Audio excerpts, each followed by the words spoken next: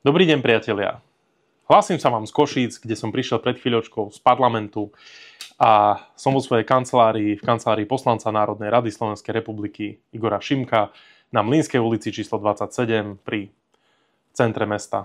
Takže dnes začíname našu pravidelnú rubriku Bez kravaty s Igorom Šimkom priamo z centra diania z Košického kraja. Tento týždeň sme naozaj mali v parlamente zaujímavé témy, ale ja začnem tými, ktoré sú pre hospodárstvo najdôležitejšie. Ako číslo 1 by som označil nový jadrový zdroj, pretože pred chvíľou som si vypočul tlačovku pána premiéra a pani ministerky Denisy Sakovej z Hlasu Sociálna demokracia. Je to naša ministerka, ktorá si veľmi profesionálne vedie v tomto rezorte a robí svoju prácu veľmi dobre. A chcel by som povedať, že nový jadrový zdroj je jedna z kľúčových vecí, ktorá je veľmi potrebná pre slovenské hospodárstvo.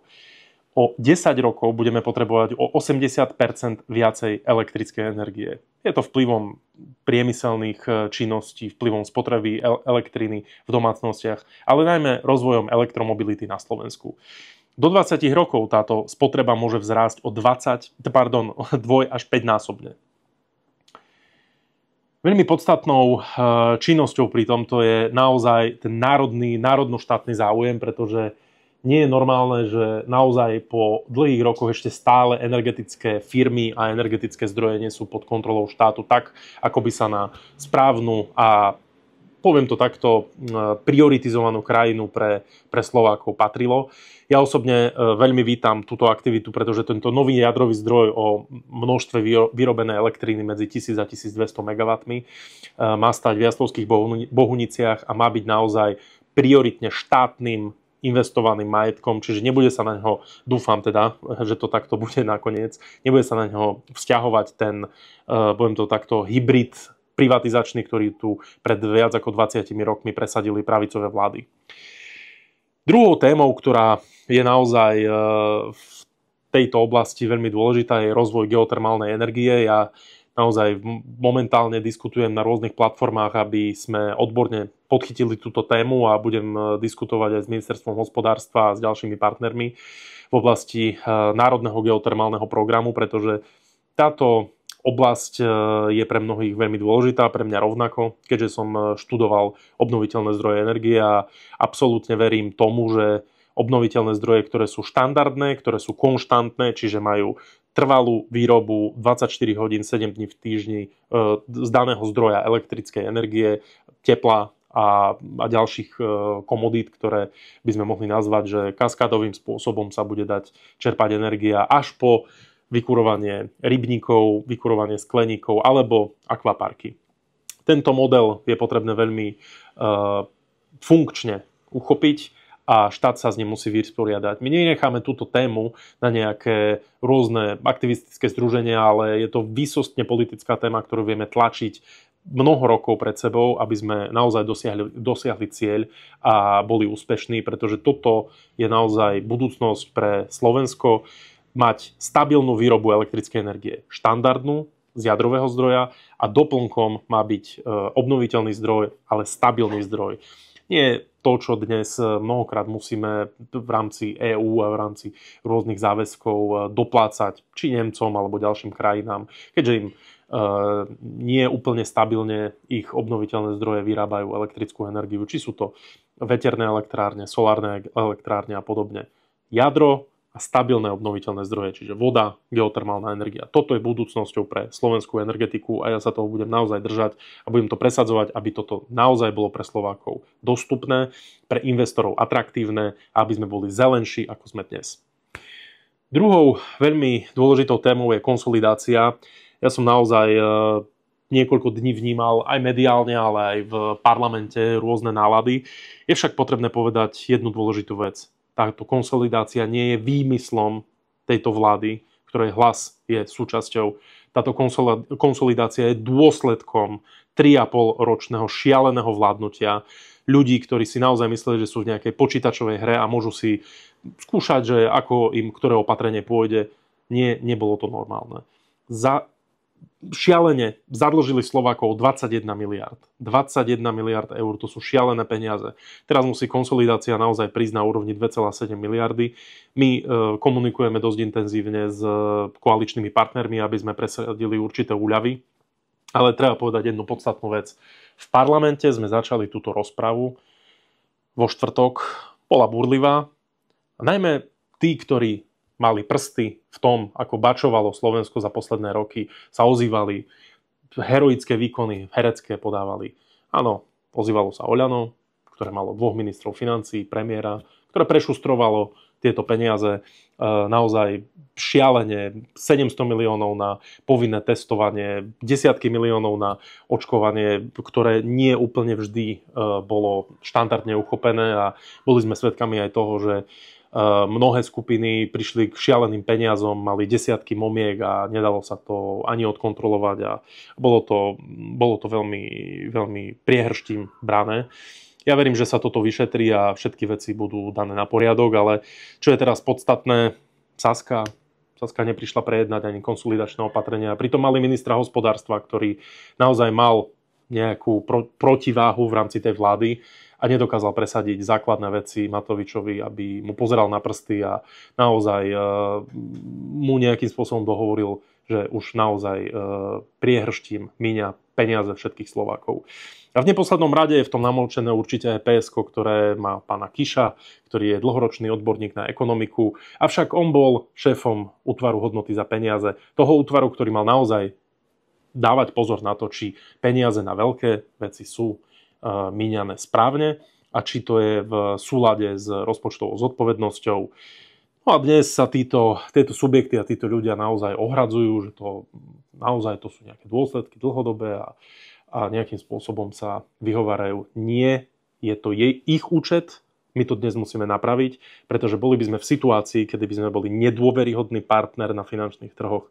Boli by to šialené dopady na dlhovú službu, boli by to dopady na to, či si Slovensko bude musieť, poviem to takto, veľmi rýchlo vrátiť všetky záväzky a nebolo by to dobré, pretože nie je nič horšie, ako keď veriteľ ovláda svojho dlžníka a to by boli veľmi zlé dopady. A štandardne zvolená demokratická vláda musí byť pod kontrolou ľudí a na druhej strane zodpovedá sa ľuďom a nie nejakým veriteľom, ktorí by mali s takouto vládou točiť. Takže konsolidácia ešte bude prebiehať, debata v druhom čítaní, my už v pondelok máme výbory, v útorok začíname druhé čítanie, pôjdu tam ešte kompenzácie, Hlas chystá niektoré zmeny pozitívne v prospech ľudí, takže ja verím, že nakoniec ten výsledok a ten koktail bude znesiteľný, pretože áno, dotkne sa to ľudí na strane DPH, ale na druhej strane sa to dotkne ľudí aj pozitívne pri potravinách,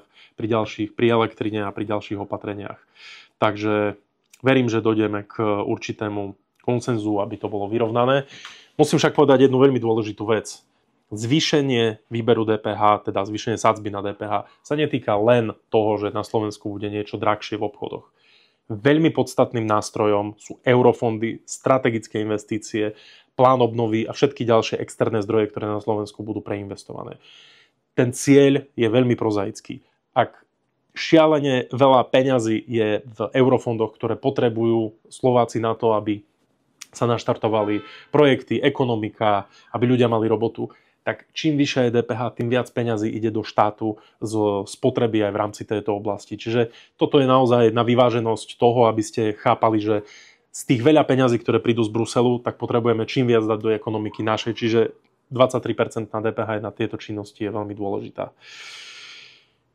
Po tretie, určite by som vám chcel priblížiť ten konflikt, ktorý bol v médiách, ale naozaj nebol taký, ako v médiách vyzeral. SNS sa do istej miery vyhranila voči Hlasu. Ja to beriem, je to úplne nejakým spôsobom ich právo mať na niečo názor. Na druhej strane, ja si myslím, že to nie je oprávnené, pretože pani ministerka Dolinková naozaj robí maximum toho, čo môže a čo dnes dovoľuje legislatíva, čo je dovoľujú rozpočtové pravidlá. Plán obnovy je naozaj naštartovaný na maximum. Ja som bol pred pár dňami aj svedkom toho, že sú aj ďalšie kapacity lôžok rozpracované po celom Slovensku. Čiže tieto projekty sú naozaj využité na maximum. To, že dnes sú určité úvahy v zdravotníctve, že nie všetko je v ideálnom stave. No nie je všetko v ideálnom stave, pretože extrémne dopady rôznych takého finančného vyčerpania štátu sa preniesli aj do tejto oblasti. A ja verím, že sa ministerstvo Hlasu a súčasná ministerka s tým naozaj vyrovná a budú dané na pravú mieru aj tieto nejaké výtky kvalitatívne alebo niečo, ale ja osobne to nevnímam ako nejaký konflikt, ktorý bol vygenerovaný alebo takto, pretože to je skôr nejaký názor. My to berieme tak, že je to náš koaličný partner a SNS taktiež robí určitú formu dodania tých výsledkov. My ich nekritizujeme, my si počkáme na to, aby sme vedeli zhodnotiť naozaj ten komplex, či dochádza k naplneniu tých komplexných informácií a tých služieb, čo teda sľúbili v PVV, v programovom vyhlásení vlády. A my dodržiavame koaličnú zmluvu, nevytvárame my žiadne rozpory a budeme naďalej stabilným partnerom koalície a nenecháme so sebou točiť ani mávať, pretože sme rovnocenný partner vlády a naši ministri dodávajú fakt maximum toho, čo dnes vedia robiť v rámci možností finančných a z manažerského pohľadu idú naozaj na maximum. Sú to top vzdelaní ľudia, ktorí prichádzajú s riešeniami a nesedia, nevyvážajú sa len niekde po Slovensku v limuzínach, ale sú to ľudia, ktorí sú trvalo v regiónoch, sú naozaj pri problémoch, sú tam, kde ich treba. Alebo napríklad taký Erik Tomáš, ktorého kritizovali minulý týždeň. Ten má výsledky. Maká na 110%, doručuje výsledky, každý mesiac má svoje zákony v parlamente, ktoré majú vplyv na široké masy obyvateľstva. Takže ja v tomto dnes problém nevidím. Posledných pár týždňov som sa zúčastnil na mnohých rokovaniach Richarda Rašiho, ktorý bol v teréne medzi ľuďmi, chodí naozaj nie je týždňa, kedy by nemal nejaké výjazdové rokovanie o pár dní.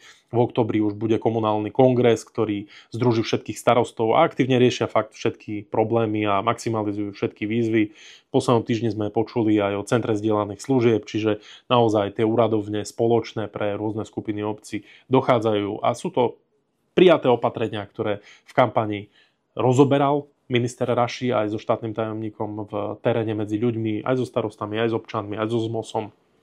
Dnes to doručujú, čiže keď niekto povie, že nasľubujete počas kampane a potom nič, toto je naozaj vláda ľudí, ktorí budujú silný štát a títo ľudia, ktorí sú dnes za Hlas vo vláde, dodržiavajú koaličnú dohodu, koaličnú zmluvu, naplňajú programové vyhlásenie vlády a program Hlasu, ktorý naozaj stanovili na maximum, aký sa dá urobiť pre ľudí a toto na dennej báze odpočtujú. Bohužiaľ, boli sme svedkami pred 2-3 dňami aj toho, že bol určitý konflikt v parlamente a ten už sa týkal koaličného partnera SNS-ky a kolegyne z opozície. Takže ja si myslím, že naše stanovisko bolo jednoznačné. Bolo oveľa viac, poviem to takto, prehrešníkov v parlamente, kolegovia mnohí, za ktorých sa ja osobne mnohokrát hanbím z opozície, ktorí tam vykrikujú po celé dni, natáčajú, robia bordel, chodia tam v tričkách, nie sú ustrojení, nemajú sako.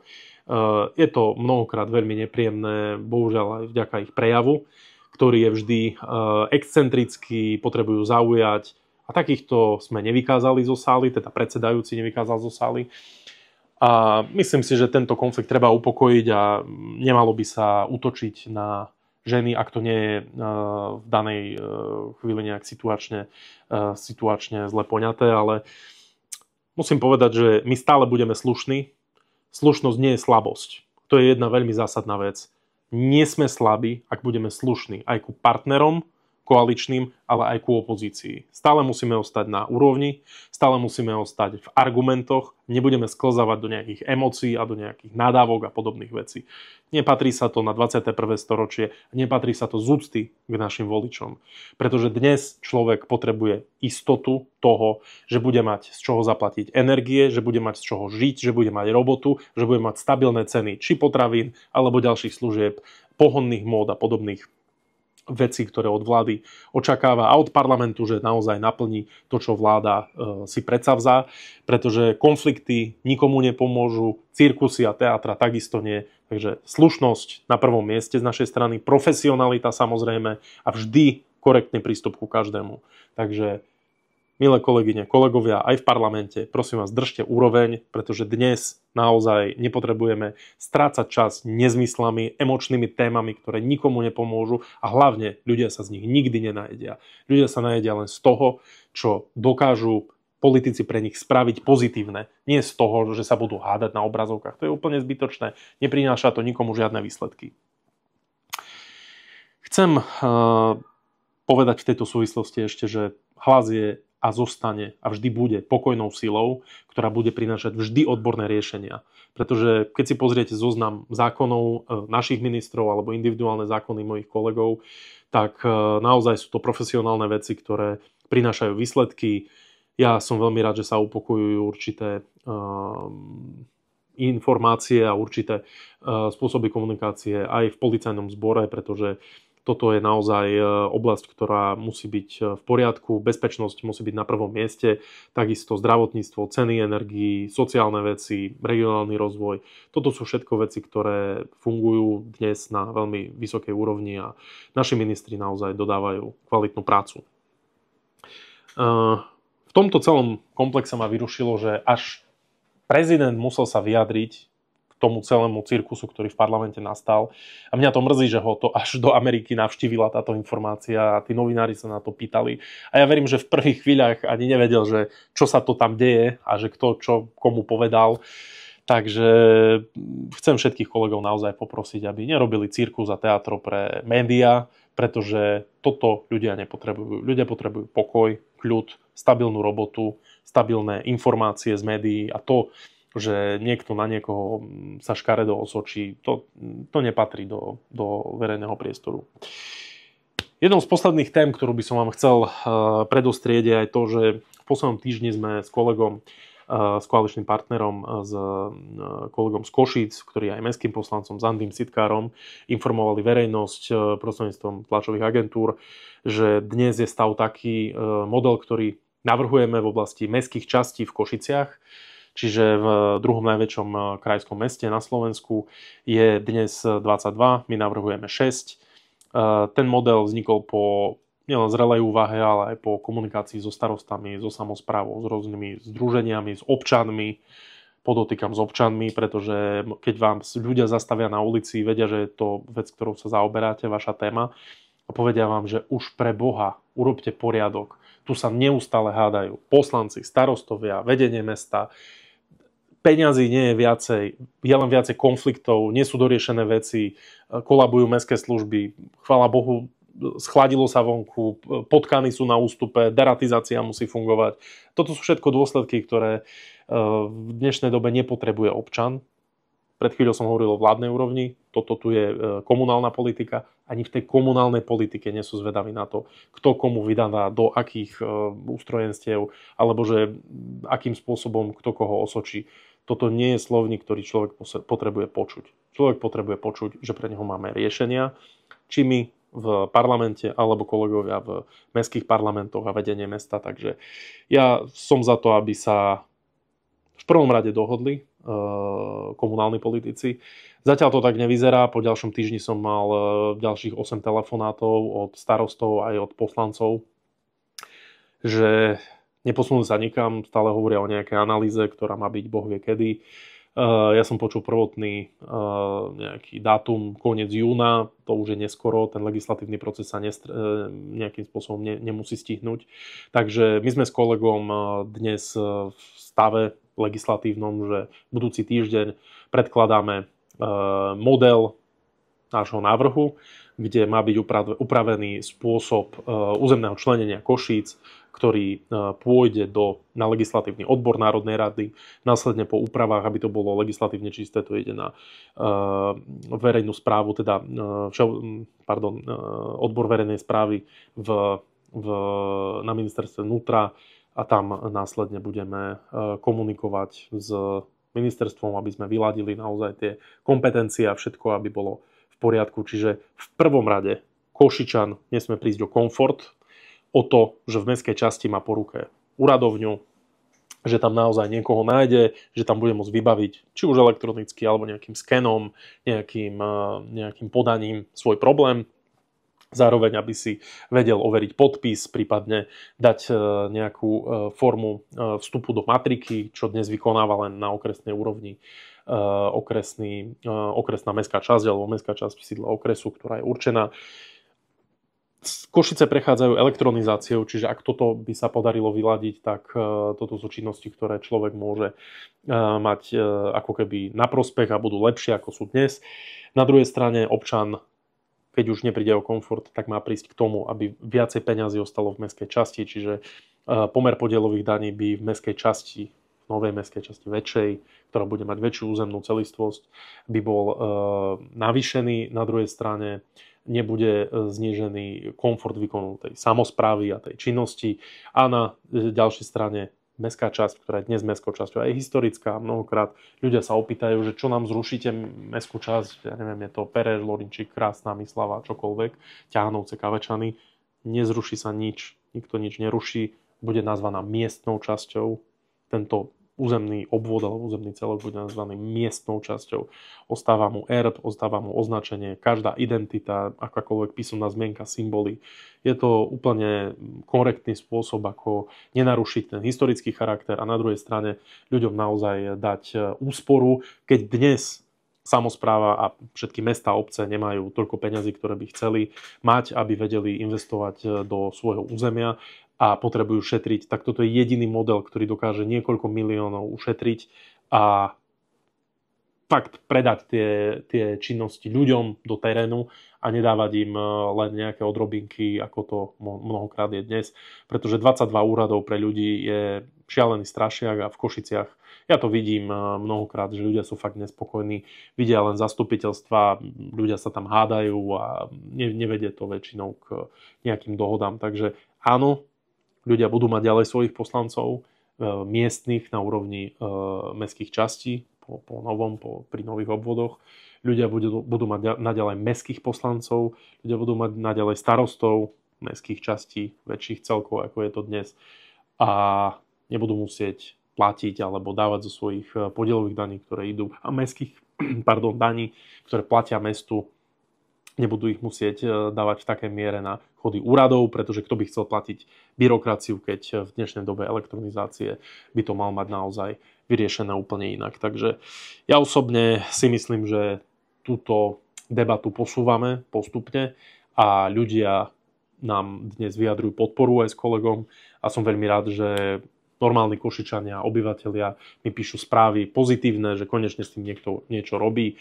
A samozrejme sú aj takí, ktorí povedia, že do nejakej miery sa obávajú, ale všetky tieto veci budem ďalej vysvetľovať a ich vysvetľujem vo svojich príspevkoch, statusoch alebo takto na YouTube alebo na Facebooku, na Instagrame. Čiže nezabudnite si dať odber, like, pošlite známym, ktorí sú zainteresovaní v týchto témach, obzvlášť Košičania, keďže som Košičan a som na to patrične hrdý, tak verím, že sa vám budú naše kroky ďalej v parlamente s kolegami spolu nejakým spôsobom páčiť a ja budem rád, keď sa nám podaria legislatívne veci dotiahnuť do konca a budeme mať výsledky aj ako jednotliví poslanci, ale naďalej zostávame v kontakte. Ďakujem vám veľmi pekne a pozdravujem vás z Košíc, prajem vám pekný deň.